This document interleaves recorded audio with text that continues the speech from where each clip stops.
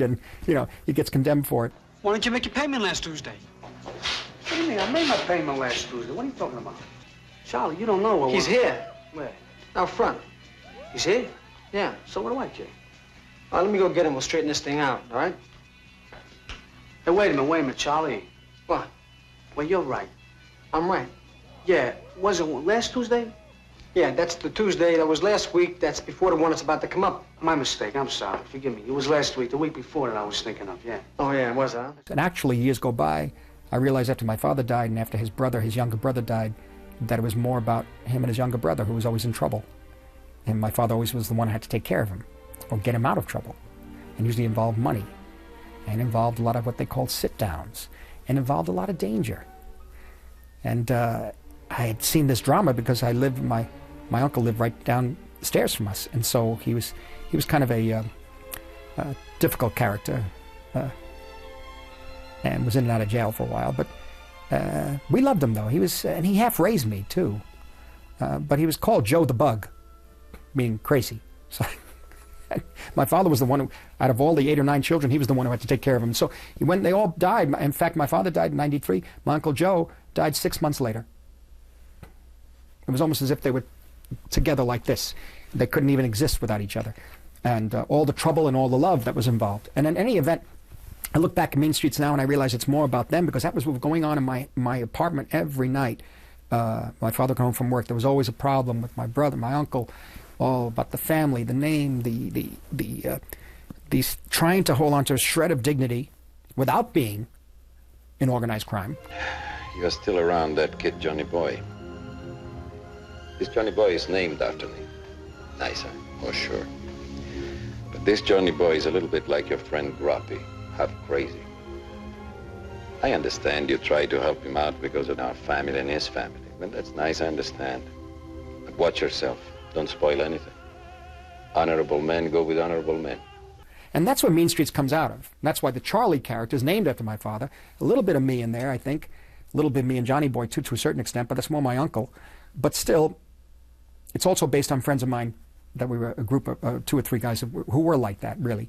Hey, there ain't nothing wrong with me, my friend. I'm feeling fine. Keep your mouth shut. We're not going to pay. We're not paying. Joey, but why? We just said we were going to have a drink. And we don't pay mooks. What's a mook? A mook? What's a mook? I don't know. What's a mook? You can't call me a mook. I can't? No. I'll give you mooks. Finally, we showed a rough cut to Cassavetes. A number of people first, and then Cassavetes. Cassavetes was very, very helpful on that. Don't touch it, leave it alone. He liked it a lot. And then brought it to New York and showed it to the people at the New York Film Festival. It was shown in the middle of the festival. Like the first night, I forget the first night was, I think the first night was Day for Night, was La Nuit Americaine, I think. And then the last night was Badlands by Terry Malick. And we were in the middle. And my mother and father were there, and we screened the film with the audience, and as the film went on, it was a terrible feeling realizing, of course, that the film was going to be judged by an audience. And we all came out at the theater, the Alice Tully Hall, and some of the people knew me at New York Film Festival because I did a few short films, The Big Shave, and a number of others that were shown there. So they knew me, and they knew me. My mother was around, my father was around, and so they went up to my mother and said, "Mrs. Scorsese, what do you think of your son's film? Look at the audience reaction, you know." And she said, "I just want you to understand one thing. We never use that word in the house." And she was right. She went up to every person. We would have been killed. My father would have killed us if we had used that word in the house. And that was also the first. It's a dubious achievement, but I'm never thinking that the film was even going to get distributed. I just used the language that was used in the street. I didn't think it would be. I thought it would be made. It'll go on a shelf, maybe to be screened somewhere, and ultimately I'd be still making genre films. So I didn't really know. But anyway, that's the nature of Mean Streets, and things changed after that.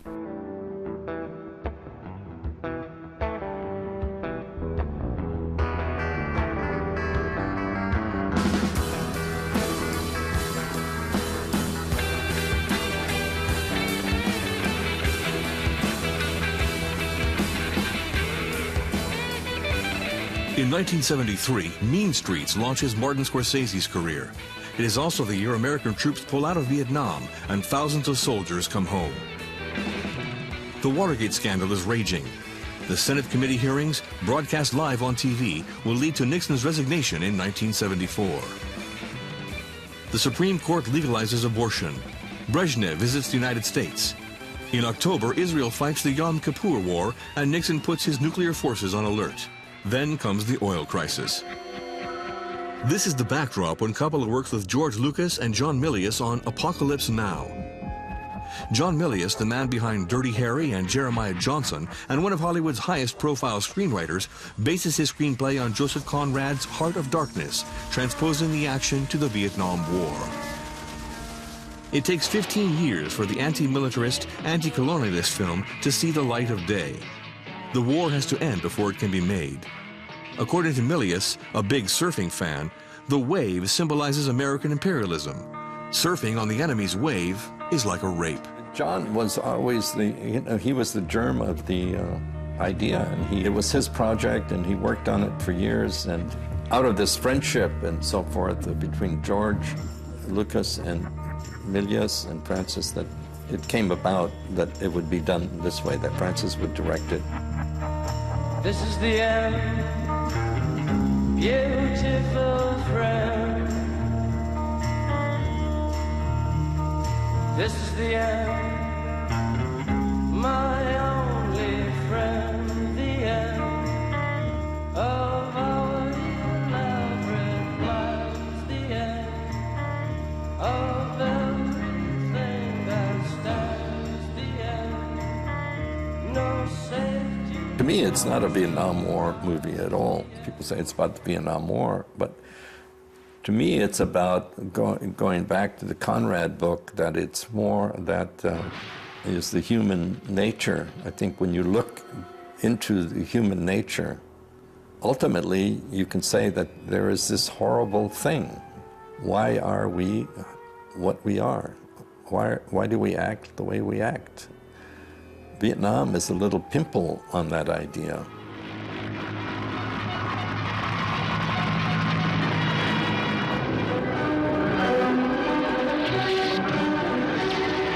The thing about the helicopters, when we were looking to say where do we make this film, you know, I was basically looking for two things. A place that had rivers, and they had helicopters, American Hueys. We had the letter saying we could have the helicopters, but they had to be, you know, we had to change the logos on them, and so we had to have time when we get the helicopters. I love the smell of napalm in the morning. Smells like victory. Francis had to figure out how to shoot and choreograph the helicopters in the sky, and how you would, you know, where's the camera? The camera would be in one of the helicopters or two of the helicopters. Then you had cameras on the ground. The helicopters were always flying too high. They always had to get them lower. And then the Filipinos would say, we got to go. And we'd all say, well, what do you mean? We have an attack. We have an attack in Mindanao. They were fighting these Islamic terrorists, in fact, down on the south.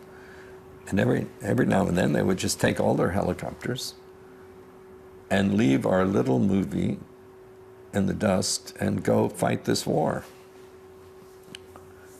You know, and will they be back tomorrow? We don't know. We hope our attack will be brief and we'll be back on the set tomorrow. So it was a constant thing of the helicopters going off to fight a real war when we wanted to fight the fake war. It was exciting to work on a film like that. It was like, you know, talk about studios. There was no studio. It was like a bunch of kids out in the woods saying, let's do that, let's do this. It was kind of like too much freedom.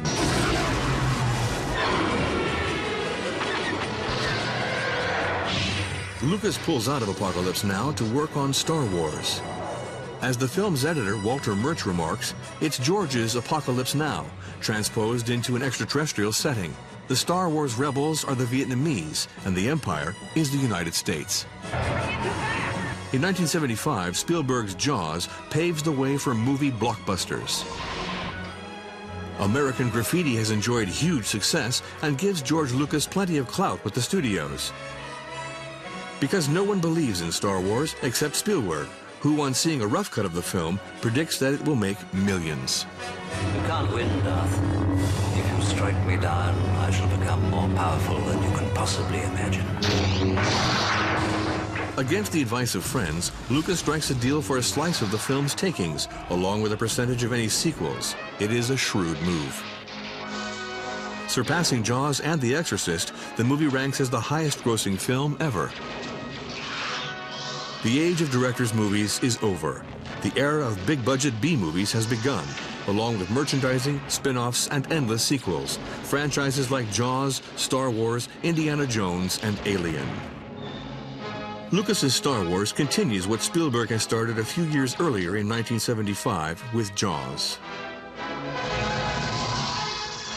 It was a decade that produced some of the most audacious films to come out of Hollywood in a long time. The cultural revolution that directors had dreamed of was eventually overtaken by studio blockbusters. But it paved the way for a new generation of independent American filmmakers, from the Coen brothers to Steven Soderbergh.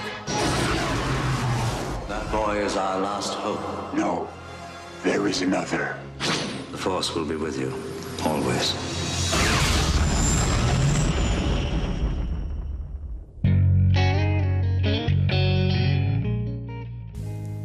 Vi bliver i filmens verden om lidt. For os der går den nye dokumentarismebølge sin sejrsgang med film som for eksempel den meget roste Armadillo. Barbara Læsø Steffensen kigger på dokumentarismebølgen inden for film, bøger og billedkunst.